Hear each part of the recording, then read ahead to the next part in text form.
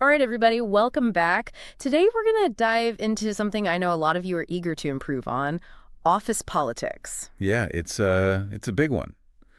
A lot of people want to just wish it away, but it's not going anywhere, is it? Definitely not. And thankfully, we came across these five really smart, really practical tips ready to jump in. Let's do it. I use a lot of these without even thinking about it, you know what I mean? Like they've become kind of second nature. Oh, absolutely. Me too.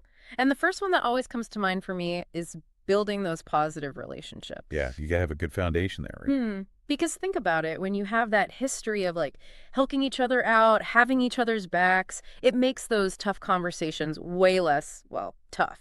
And it's not just about networking either, it's deeper than that. It really is. It's more like, just being a decent person, Yeah. honestly. Taking a genuine interest in your colleagues, like what are they working on? What are their interests outside of work? Just finding those little connections. Exactly. Which is a great segue into the next tip, staying neutral. Oh, this was huge. It's Yeah. like you're in the middle of a minefield, right? One wrong step. Woo! Exactly. And you never know, like, whose toes you might be stepping on. Tell me about it. I remember this one time back when I was at a previous workplace. There was this whole rumor going around about why a project got delayed. Oh no, this is going to be good. Right. And let me tell you, the gossip chain was unbelievable. By the time the information got back to the person it started with, it was like a completely different Oh, story. I bet. And everyone involved probably looked bad. Exactly. So yeah, staying neutral, staying out of the gossip mill, it's crucial. It really is.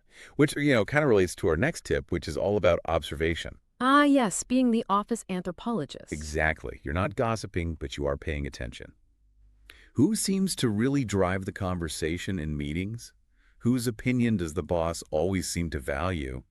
And just as important, are there any simmering tensions or unspoken alliances? It's like you're reading the room, decoding those power dynamics. So important. Right, it's like having that extra sense. Right, absolutely.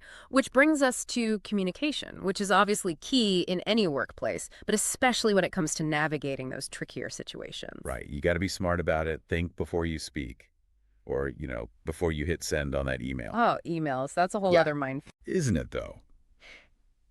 But seriously, using clear, concise language, choosing your words carefully. Like, instead of saying, you missed that deadline, you could say, hey, just wanted to check in on the status of that project. Is there anything I can do to help? Right. It's about getting your point across, but in a way that's constructive, not confrontational. Exactly.